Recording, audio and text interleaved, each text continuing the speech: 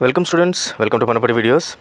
Andhra Pradesh and Telangana intermediate examinations almost 50% అయితే అయిపోయాయి. ఇంకా ఒక 50% అయితే బాకీ ఉన్నాయి. అయితే ఈ టైంలో మనకు వాల్యుయేషన్ ప్రాసెస్ అనేది ఎలా జరుగుతుంది అంటే ఇంటర్మీడియట్ స్టూడెంట్స్ యొక్క పేపర్స్ రాసిన పేపర్లు దిద్దటం అనేది ఎలా జరుగుతుంది, అసలు స్టార్ట్ ఎప్పుడు అవుతుంది, తర్వాత వాల్యుయేటర్స్ చేసేటప్పుడు చేయాల్సిన ఇంపార్టెంట్ ఇన్స్ట్రక్షన్స్ ఏంటి అనే దాంట్లో కొన్ని మార్పులు కూడా చేయడం జరిగింది. అవేంటో మనం పూర్తిగా ఈ వీడియోలో తెలుసుకుందాం.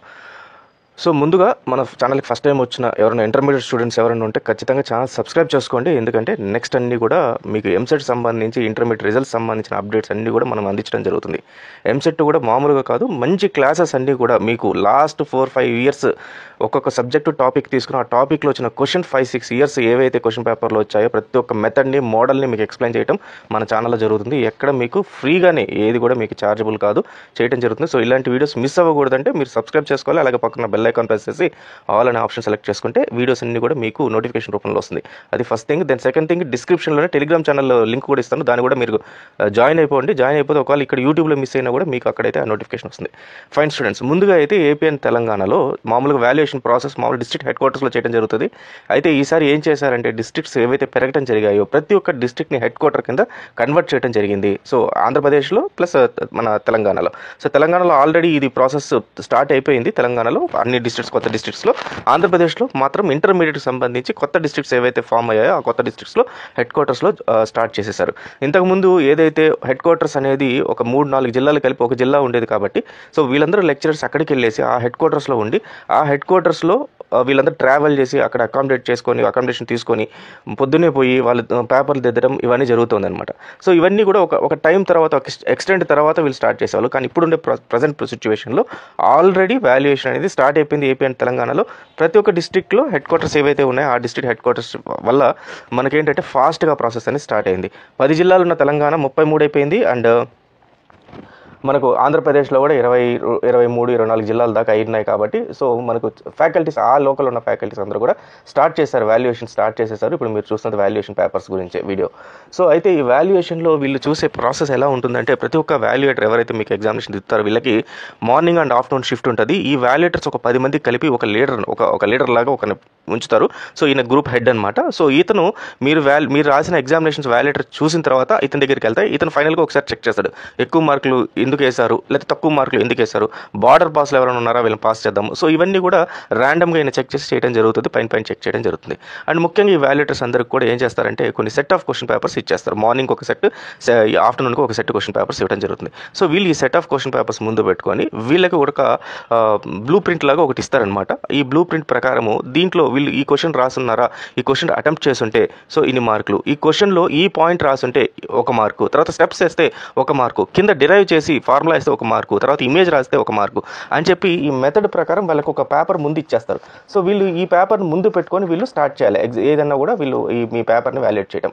అయితే ఈ వాల్యుయేషన్కి ముందర దాన్ని మార్కింగ్ స్కీమ్ అని చెప్పి అంటారు వాళ్ళకి. సో ఈ వాల్యుయేషన్కి ముందర ఏంటంటే వీళ్ళు ప్రతి ఒక్క పేపర్ యొక్క బార్ కోడ్ ఏదైతే ఉంటుందో ఆ బార్ కోడ్, తర్వాత వాల్యుయేషన్ అయిపోయిన తర్వాత ఓఎంఆర్ షీట్లో ఎన్ని మార్కులు వచ్చాయి ఈ బార్ కోడ్కి, ఇవన్నీ కూడా సపరేట్ పేపర్లో దిద్దాల్సి వస్తుంది అనమాట. So it is a long time taking process. తర్వాత వీళ్ళు ఈ ప్రాసెస్ని స్టార్ట్ చేసిన తర్వాత మీకు వాల్యుయేషన్ స్టార్ట్ అవుతుంది. సో వాల్యుయేట్ చేసేటప్పుడు ముందుగా మార్నింగ్ షిఫ్ట్లో ఉన్నప్పుడు మంచి ఫ్రెష్ మైండ్లో వచ్చి కూర్చుంటారు. అక్కడ ఏసీలు లేకపోతే మంచి అకామిడేషన్ అవన్నీ ఉండవు, వేడిగా ఉంటుంది, ఆల్రెడీ మార్చ్ స్టార్ట్ అయిపోయింది కాబట్టి.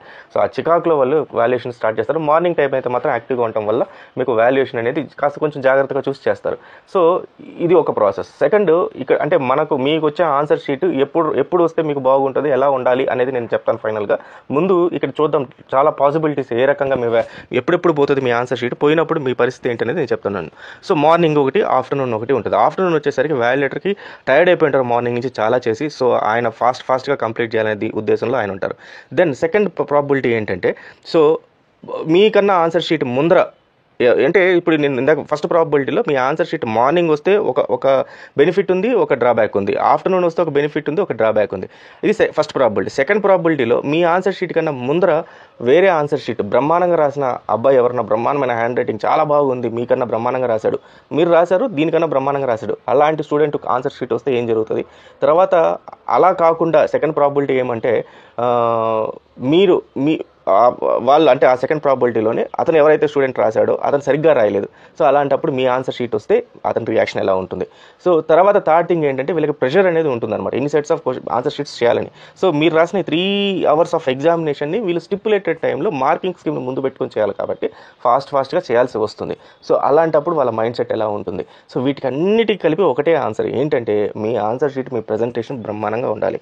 సో ఫస్ట్ మన ఫస్ట్ ప్రాబిలిటీలో వీళ్ళు మార్నింగ్ టైంలో చేసేటప్పుడు నేను డ్రాబ్యాక్ తర్వాత ఇవి 2 ఉన్నాయని చెప్తాను. సో మార్నింగ్ వాళ్ళ ఫోకస్ అంతా కూడా ఎలా ఉంటుందంటే అరే ఆన్సర్ షీట్ వీళ్ళు జాగ్రత్తగా చూద్దాము, ఒక్కొక్క క్వశ్చన్ ప్రతి ఒక్కటి చెక్ చేద్దాము అని చెప్పి జాగ్రత్తగా కీన్గా చెక్ చేస్తారు.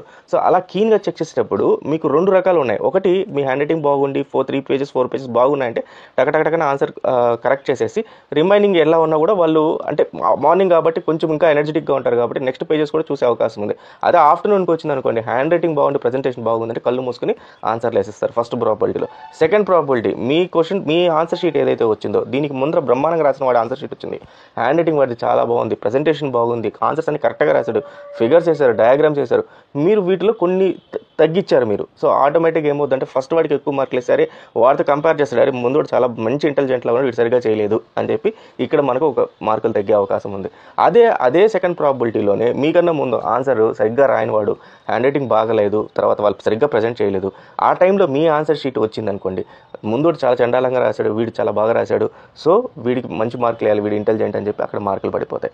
సో ఈ రకంగా థర్డ్ ప్రాబిలిటీలు ఏంటి, వీళ్ళకి టైం స్టిపులేటెడ్ టైంలో వీళ్ళన్నీ చేయాలి కాబట్టి ఈ టైంలో కూడా మీ ప్రజెంటేషన్ మీ ఎలాగైతే రాశారో అవి బాగున్నాయంటే ఆటోమేటిక్గా ఇన్ టైం లోపల చేయాలి కాబట్టి 1-2 పేజీలు చూస్తారు. ఫస్ట్ ప్రజెంటేషన్ బ్రహ్మాండంగా ఉండి హ్యాండ్ రైటింగ్ బ్రహ్మాండంగా ఉండి మార్జినల్ లైన్స్ ఇవన్నీ కొట్టి మీరు కానీ చేయగలిగితే మాత్రం మార్కులు అయితే ఎక్కడికి పోవు, అన్నీ పడిపోతాయి. సో ఇవి మాత్రం గుర్తుపెట్టుకోండి. ఇప్పటిదాకా మీరు రాసింది వదిలేయండి, ఇప్పుడు రాసే వాటిలో మీరు మార్కులు స్కోర్ చేయాలంటే ప్రజెంటేషన్ బ్రహ్మాండంగా పెట్టండి. వీళ్ళకి మార్కింగ్ స్కీమ్ క్లియర్గా ఇచ్చుంటారు, ఆ మార్కింగ్ స్కీమ్ ప్రకారమే వీళ్ళు చేస్తారు. ఇంకొక ముఖ్యమైన పాయింట్, ప్రతి ఒక్క క్వశ్చన్ని వితౌట్ చాయిస్ అన్నీ కూడా మీరు రాసేసేయండి. రాసి అట్లీస్ట్ దాన్ని మీకు రాకపోయినా 1 or 2 lines అయితే రాయండి. ఎందుకంటే ఫర్ ఎగ్జాంపుల్ మనము ఆంధ్రప్రదేశ్లో చూస్తే మొన్న ఇంగ్లీష్ పేపర్లో కొన్ని మిస్టేక్స్ వచ్చాయని 6 marks వాళ్ళకి ఇవ్వడం జరిగింది. ఎవరికి స్టూడెంట్స్కి ఎవరైతే ఆ క్వశ్చన్ అటెంప్ట్ చేశారో ఆ క్వశ్చన్ ప్రతి ఒక్కరికి మార్కులు ఇవ్వడం జరిగింది. అట్లా కొన్ని క్వశ్చన్స్ తప్పు వచ్చాయని. కాబట్టి ఇలాంటి మనకు లక్ బాగుండి మీరు అటెంప్ట్ చేసి మీరు సరిగ్గా రాయకపోయినా ఆ క్వశ్చన్ పేపర్ రాంగ్ అని వచ్చినప్పుడు ఆటోమేటిక్గా మీకు అక్కడ మార్కులు పడిపోతాయి. ఇన్ కేసు అది మనకు బయటికి రాకపోయినా సరే ఇంటర్నల్గా తెలిసిన బాబు ఈ క్వశ్చన్ పేపర్ అటెంప్ట్ చేసిన ప్రతి ఒక్కరికి మార్కులు వేసేసండి ఇంటర్నల్గా వాల్యుయేటర్కి చెప్పడం జరుగుతుంది ఎగ్జామినర్. సో ఇంత పెద్ద ప్రాసెస్ ఇంత రకంగా ఉంటాయి. అలాగే డిస్ట్రిబ్యూట్ అయిపోయాయి ఆల్రెడీ పేపర్స్, తక్కువ పేపర్లు వచ్చేసాయి, తక్కువ మంది ఫ్యాకల్టీ వచ్చేసారు, తొందరగా ఫాస్ట్గా వాల్యుయేషన్ అయిపోద్ది. మనం మోస్ట్లీ ఈ మంత్ ఎండింగ్లో కూడా మనం రిజల్ట్స్ ఎక్స్పెక్ట్ చేయొచ్చు. జనరల్గా April 2nd week 3rd week results release చేస్తుంటారు intermediate every year. So results అన్ని manabadi.co.in వాళ్ళు అఫీషియల్గా బోర్డు రిజల్ట్స్ అన్ని రిలీజ్ చేయడం జరుగుతుంది. సో మామూలుగా every year April 1st week or 2nd week జరుగుతుంది. కానీ ఈసారి మాత్రం మన ఎలక్షన్స్ని దృష్టిలో పెట్టుకొని ముందుగానే వచ్చే అవకాశాలు కూడా చాలా ఉన్నాయి.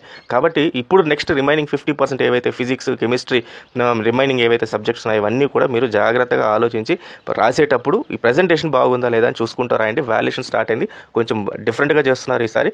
సో ఈ పద్ధతిని పాటిస్తే మాత్రం మీకు మార్కులు అయితే ఎక్కడికి పోవు. So all the best students, thank you very much.